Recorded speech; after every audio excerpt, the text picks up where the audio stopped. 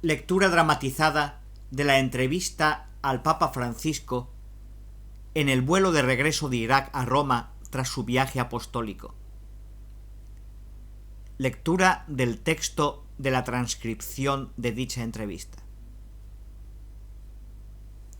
Papa Francisco: antes que nada, gracias por vuestro trabajo y por vuestra compañía, y por vuestro cansancio. Hoy es el Día de la Mujer. Felicitaciones a las mujeres. La fiesta de la mujer. Y hablábamos, ¿por qué no hay fiesta de los hombres? Y también en el encuentro con la esposa del presidente. Yo decía, porque los hombres estamos siempre en fiesta y se quiere hacer una fiesta de las mujeres. Y la esposa del presidente habló bien sobre las mujeres. Y me dijo cosas bellas hoy. Esa fortaleza que tienen las mujeres para salir adelante en la vida, la historia, la familia, muchas cosas. Pues felicitaciones a todas. Y en tercer lugar, hoy es el cumpleaños de la periodista de la COPE. Ayer.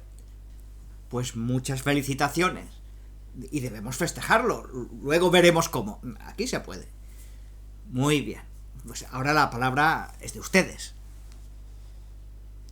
Abdul Karim Natrach, Sky News Arabia. Santidad, hace 2 años en Abu Dhabi se dio el encuentro con el imán de Al-Azhar y la firma del documento sobre la fraternidad humana. Y hace 3 días usted se encontró con Al-Sistani. ¿Se puede pensar en una cosa similar con la rama chiita del Islam? Y luego un segundo tema. San Juan Pablo II decía, sobre el Líbano, que más que un país es un mensaje. Pero ahora este mensaje está desapareciendo. ¿Pensamos en una eminente futura visita suya al Líbano? Papa Francisco: el documento de Abu Dhabi del 4 de febrero fue preparado con el gran imán en secreto durante 6 meses, rezando, reflexionando, corrigiendo el texto. Diría que fue un poco presuntuoso, pero tómenlo como una presunción. Un primer paso de esto que usted me pregunta. Podemos decir que este sería el segundo. Y habrá otros. Es importante el camino de la fraternidad. Y luego los 2 documentos. El de Abu Dhabi ha dejado en mí la inquietud de la fraternidad y salió Fratelli Tutti. Ambos documentos se deben estudiar porque van en la misma dirección. Buscan la fraternidad. El Ayatolá Al-Sistani tiene una frase que espero recordar bien. Los hombres son hermanos por religión o iguales por creación. La fraternidad y la igualdad. Pero bajo la igualdad no podemos andar. Creo que es un camino también cultural. Pensemos nosotros los cristianos en la guerra de los 30 años, en la noche de San Bartolomé, por poner un ejemplo. Pensemos en esto. ¿Cómo entre nosotros cambia la mentalidad? Porque nuestra fe nos hace descubrir que es esto la revelación de Jesús, el amor, la caridad, y nos lleva a esto. Pero ¿cuántos siglos para hacerlo realidad? Esto es una cosa importante, la fraternidad humana. Que como hombres somos todos hermanos y debemos ir adelante con las otras religiones. El Concilio Vaticano II ha dado un importante paso sobre esto, con la institución luego del Consejo para la Unidad de los Cristianos y el Consejo para el Diálogo Interreligioso. El cardenal Ayuso nos acompaña hoy. Tú eres humano, eres hijo de Dios y eres mi hermano, punto. Esto sería la indicación más grande. Muchas veces se debe uno arriesgar para dar estos pasos. Usted sabe que hay algunas críticas que dicen que el Papa no es valiente, es un inconsciente que está dando pasos contra la doctrina católica, que está a un paso de la herejía. Son los riesgos.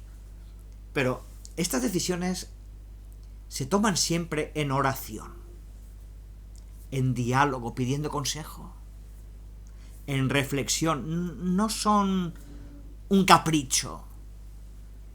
Y también están en la línea que el concilio nos ha enseñado. Esto sobre su primera pregunta. Y la segunda, el Líbano es un mensaje. Líbano sufre. Líbano es más que un equilibrio. Tiene la debilidad de la diversidad. Aunque algunas todavía no reconciliadas, pero tiene la fortaleza del gran pueblo reconciliado, como la fortaleza de los cedros. Y el patriarca Ray me ha pedido, por favor, en este viaje, de hacer una escala en Beirut.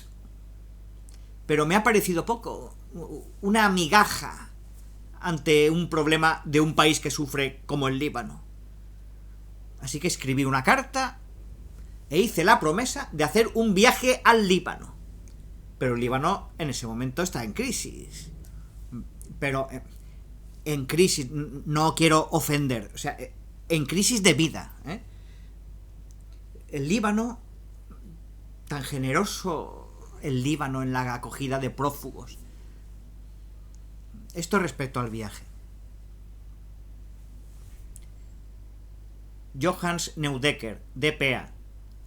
¿En qué medida el encuentro con al-Sistani era un mensaje hacia los jefes religiosos de Irán?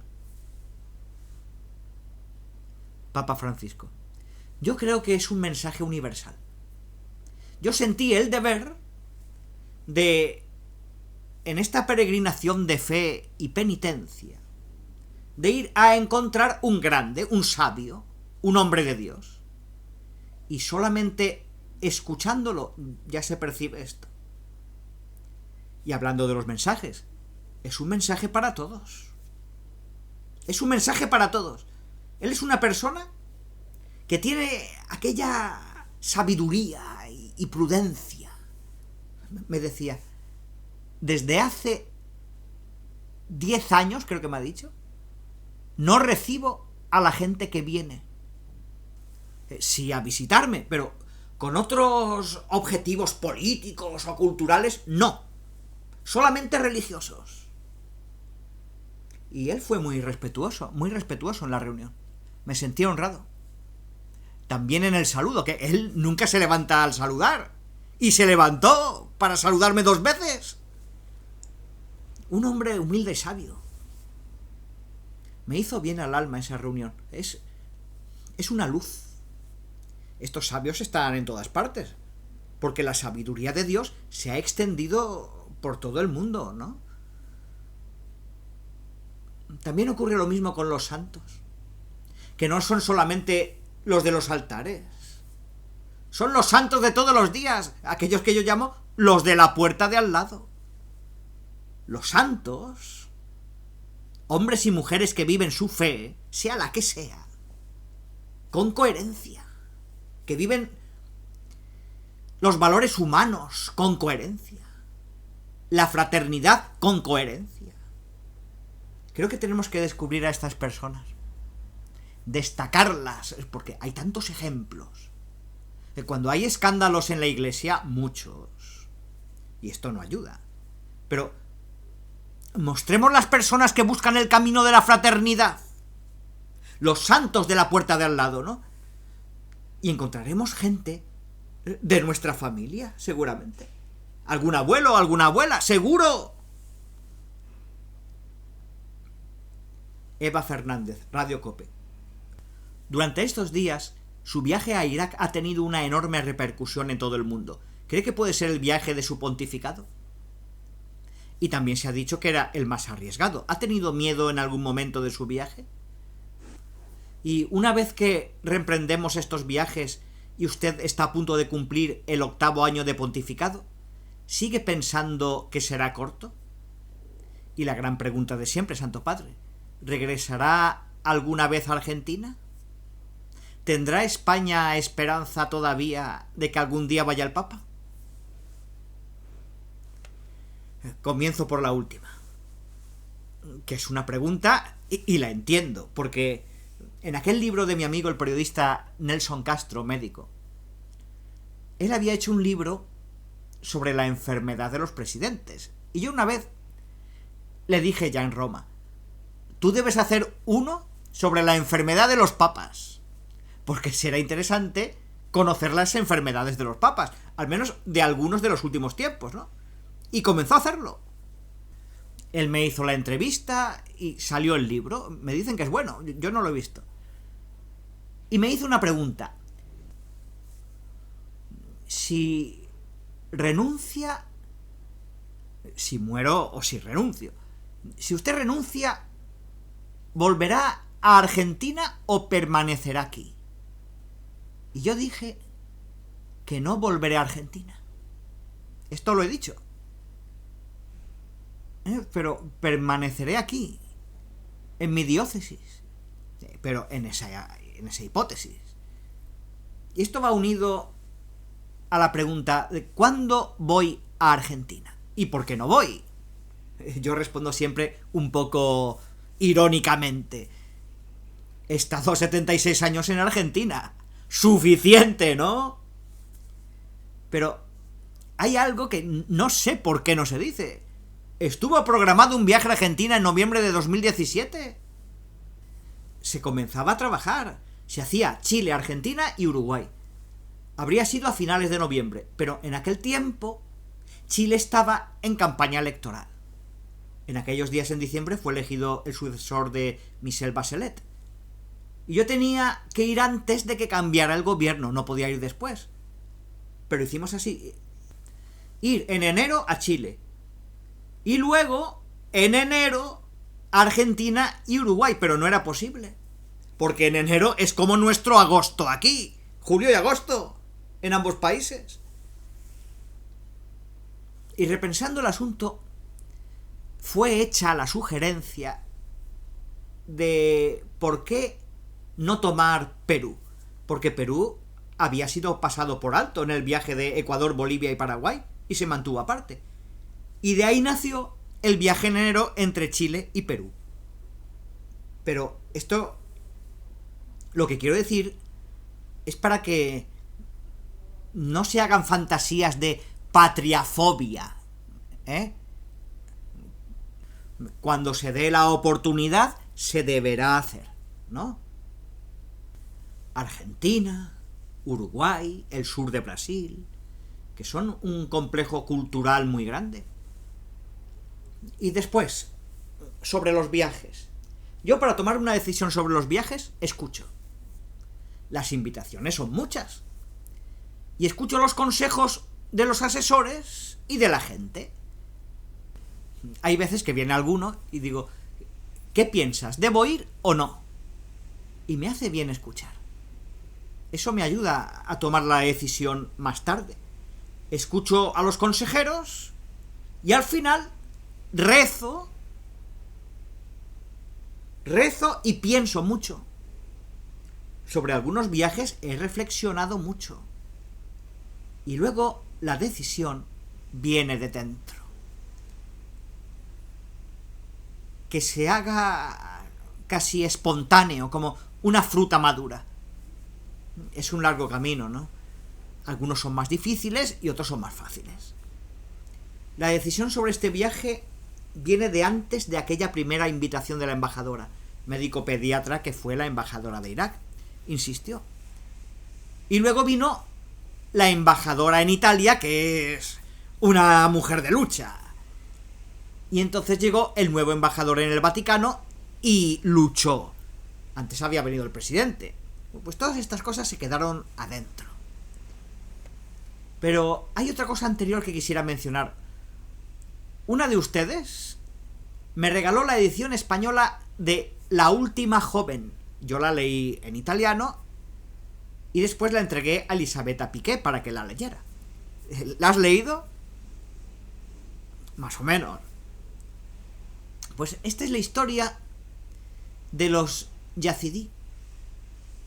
Nadia Murad allí relata aquello espantoso, espantoso. Yo les aconsejo leerlo. En algunos puntos, como es biográfico, podrá parecer algo pesado, pero para mí ha sido el trasfondo, el telón de fondo de mi decisión. Aquel libro trabajaba dentro. Y cuando escuché a Nadia, que vino a contarme las cosas terribles, después con el libro, pues todas estas cosas juntas han hecho la decisión. Pensando en todos los problemas. Mucho. Pero al final la decisión vino y la tomé. Después, el 8º año de pontificado. ¿Debo hacer así? ¿Cruzar los dedos? No sé si los viajes se alentarán o no. Solo les confieso que en este viaje me cansé mucho más que en los otros, Los 84 años no vienen solos, Es una consecuencia, pero veremos. Y ahora debo ir a Hungría a la misa final del Congreso Eucarístico. No visita al país, sino a la misa. Pero Budapest está a 2 horas de Bratislava. ¿Y por qué no hacer una visita a los eslovacos? No sé, y así comienzan las cosas, ¿no? Chico Harlan, Washington Post. Personas sin vacunar estuvieron cantando juntas. ¿Le preocupa que las personas que vinieron a verlo puedan enfermar o incluso morir? ¿Puede explicar esa reflexión y ese cálculo? Papa Francisco. Como dije recientemente, los viajes se cocinan en el tiempo en mi conciencia. Y esta es una de las cosas que más me hacían decir, quizás. He pensado mucho, he rezado mucho sobre esto. Y al final tomé la decisión libremente, pero que venía del interior. Yo decía que aquel que me hace decidir así se ocupará de la gente.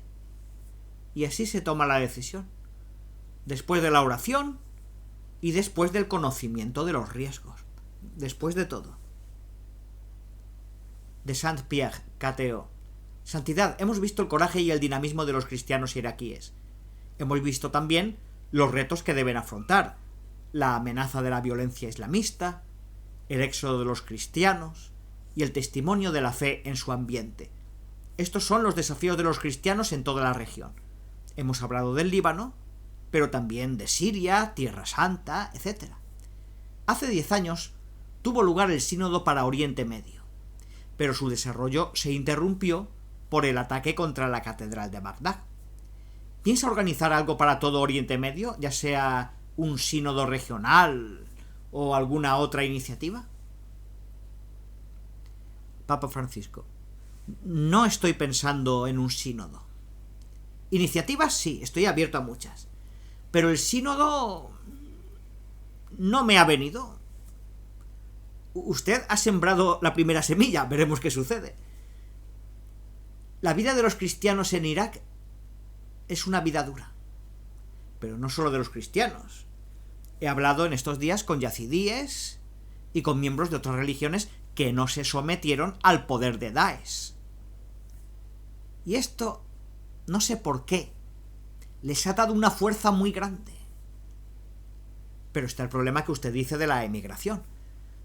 Ayer, mientras me encontraba en el coche de Caracas a Erbil, mucha gente joven, de edad muy temprana. El nivel de edad es muy bajo. Mucha gente joven. Y la pregunta que alguno me hizo es la pregunta de esta gente joven. ¿Cuál es el futuro? ¿A dónde irán? Muchos deberán dejar el país, muchos. Pues antes de salir de viaje, al día siguiente, vinieron a despedirse de mí 12 refugiados iraquíes. Uno tenía una prótesis en la pierna porque había escapado bajo un camión y sufrió un accidente. Escaparon muchos. La emigración es un derecho doble. Derecho a no emigrar y derecho a emigrar. Pero esta gente no tiene ninguno de los dos. Porque no pueden no emigrar, no saben cómo hacerlo. y no pueden. Y no pueden emigrar porque el mundo todavía no ha tomado conciencia de que la emigración es un derecho humano. La otra vez, luego retomo lo de la emigración. La otra vez me decía un sociólogo italiano, hablando del invierno demográfico en Italia, que dentro de 40 años deberemos importar extranjeros para que trabajen y paguen los impuestos con los que se financian nuestras pensiones. Vosotros, franceses, habéis sido más listos. Habéis avanzado 10 años con la ley de sostenimiento de la familia y vuestro nivel de crecimiento es muy grande. Pero la inmigración se vive como una invasión. Ayer quise, porque me lo pidió, recibir al padre de Alan Kurdi. Ese niño es un símbolo. Alan Kurdi es un símbolo. Por eso le regalé la escultura a la FAO.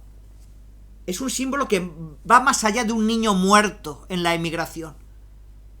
Es un símbolo de civilización que muere, que no puede sobrevivir. Un símbolo de humanidad. Hace falta medidas urgentes para que la gente tenga trabajo en su hogar y no necesite emigrar. Y también medidas para proteger el derecho de emigración.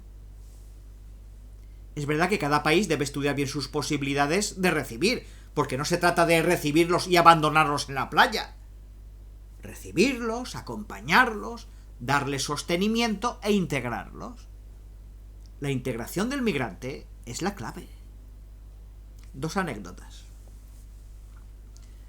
En Zaventem, en Bélgica, los terroristas eran belgas, nacidos en Bélgica, de emigrantes musulmanes guetizados, que viven en guetos, no integrados.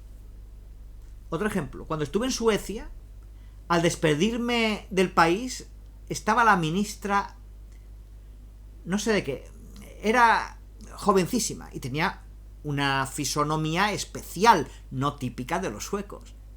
Era hija de un migrante y de una sueca, tan integrada que llegó a ministra. Pues hablando de estas cosas, puede hacernos pensar mucho sobre la migración, que creo que es el drama de la región. Y también querría dar las gracias a los países generosos, los países que reciben a los emigrantes. El Líbano. ¿Líbano ha sido generoso con los migrantes? Hay más de 2 millones de sirios allí, al menos. Y Jordania, que por desgracia no sobrevolaremos Jordania, porque el rey de Jordania, Abdullah, generosísimo, quería hacernos un homenaje con los aviones al pasar. Le doy las gracias ahora. Pues Jordania ha sido muy generosa. Más de 1,5 millones de migrantes. Y otros muchos países, pero por mencionar a 2. Gracias a estos países generosos. Muchas gracias. Estefanía Falasca, Avenire. Buenos días, padre. Usted en 3 días en este país, que es un país del Medio Oriente, ha hecho lo que los poderosos de la Tierra discuten desde hace 30 años. Usted ya ha explicado cuál es la génesis interesante de sus viajes, cómo nace la elección de sus viajes. Pero en esta contingencia, pensando en Medio Oriente, ¿usted puede tomar en cuenta próximamente algún viaje a Siria? ¿Y cuáles pueden ser los objetivos, digamos, de aquí a un año, de otros lugares en donde se pide su presencia? Papa Francisco, gracias. Sobre Medio Oriente, sobre la hipótesis, también la promesa, está el Líbano. No he pensado en un viaje a Siria. No lo he pensado porque no me ha venido la inspiración. Pero estoy muy cercano a la amada y martirizada Siria. Así la llamo. Recuerdo al inicio del pontificado, esa tarde de oración en la plaza de San Pedro, con la adoración al Santísimo, rezando el rosario. ¿Y cuántos musulmanes con la alfombra rezaban con nosotros? Por la paz en Siria, para que se acaben los bombardeos. En ese momento se decía que había un bombardeo feroz. Pues yo llevo en el corazón a Siria. pero pensar en un viaje no me ha venido a la mente en este momento. Gracias. Silvia Wysoka, prensa polaca. Santidad, en estos 12 meses muy difíciles, también su actividad ha estado muy limitada. Ayer tuvo el primer contacto directo y muy cercano con la gente en Karakosh. ¿Qué cosa ha encontrado? Y luego, según usted, ahora con todo el régimen sanitario, ¿se puede también volver a comenzar las audiencias generales con la gente, con los fieles, como eran antes? Papa Francisco. Me siento distinto cuando estoy lejos de la gente en las audiencias. Quisiera volver a empezar las audiencias generales rápido. Esperamos que se den las condiciones. En esto yo sigo las normas de las autoridades. Ellos son los responsables y ellos tienen la gracia de Dios para ayudarnos en ello. Ellos son los responsables de dar las normas, nos gusten o no. Los responsables son ellos y deben hacerlo así. Ahora he comenzado en la plaza el Ángelus. Con distancia se puede hacer. Hay una propuesta de pequeñas audiencias generales, pero no he decidido porque no era claro el desarrollo de la situación. Pero luego de estos meses de, entre comillas, prisión, realmente me sentía un poco prisionero. Y esto para mí es revivir. Revivir porque es tocar la iglesia, tocar el santo pueblo de Dios, tocar a todos los pueblos. Un sacerdote se hace sacerdote para servir, al servicio del pueblo de Dios. No por carrerismo, ¿no? No por el dinero. Esta mañana en misa era la curación de Naamán, el sirio. Dice que este Naamán quería dar dones luego de su curación, pero el profeta Eliseo lo rechazó. Y la Biblia continúa. El asistente del profeta Eliseo, luego cuando se fue, estimó bien al profeta y siguió a Naamán y le pidió dones. Y Dios dice, la lepra que tuvo Naamán ahora estará contigo. Fin de cita. Tengo miedo que nosotros, hombres y mujeres de iglesia, sobre todo que nosotros los sacerdotes, no tengamos esta cercanía gratuita al pueblo de Dios, que es lo que nos salva. Y hagamos como el siervo de Naamán, de ayudar, pero luego vayamos detrás. A esa lepra le tengo miedo. Lo único que nos salva de la lepra, de la codicia, de la soberbia, es el santo pueblo de Dios.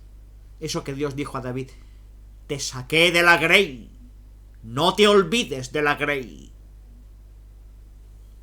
O eso que Pablo dijo a Timoteo, recuerda a tu madre y a tu abuelo que te han alimentado la fe. Es no perder la pertenencia al pueblo de Dios y convertirse en una casta privilegiada de consagrados, clérigos, cualquier cosa. Por esto el contacto con el pueblo nos salva, nos ayuda. Nosotros damos al pueblo de Dios la Eucaristía, la predicación, nuestra función, pero ellos nos dan la pertenencia. No olvidad esta pertenencia al santo pueblo de Dios.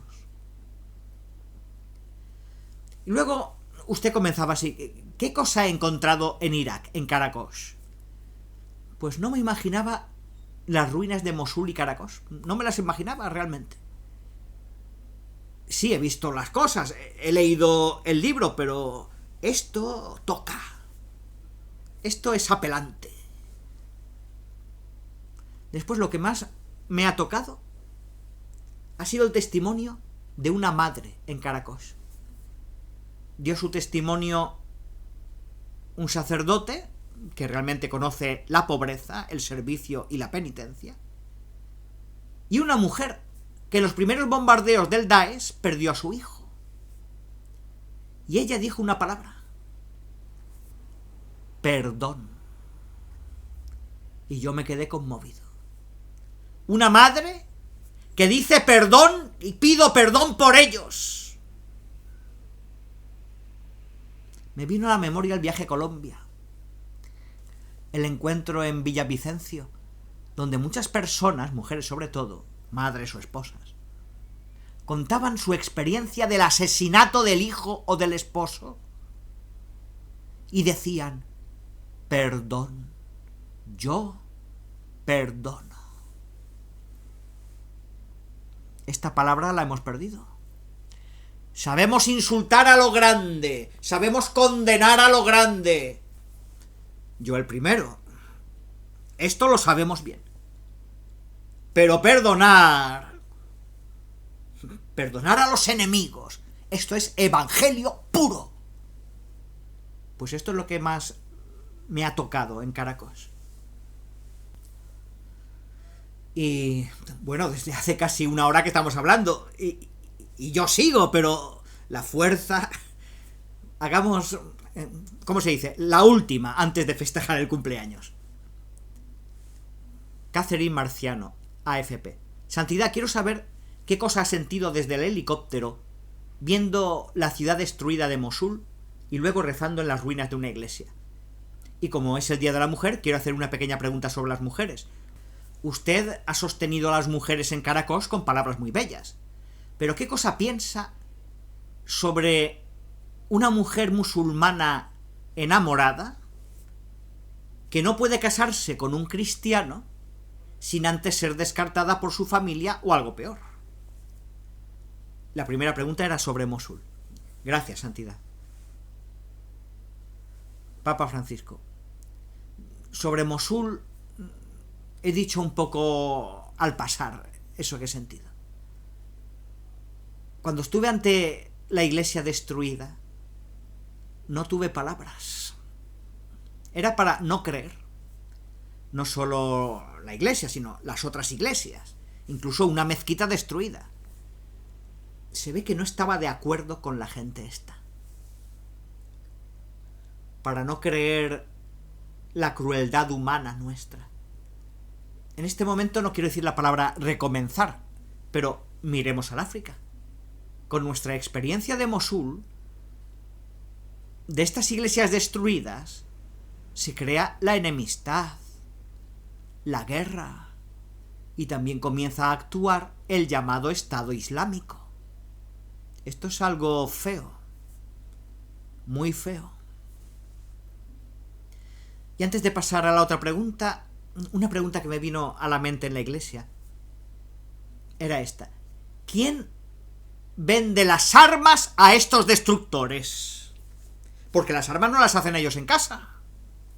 Sí, cualquier cosa harán, pero ¿quién vende las armas? ¿Quién es el responsable?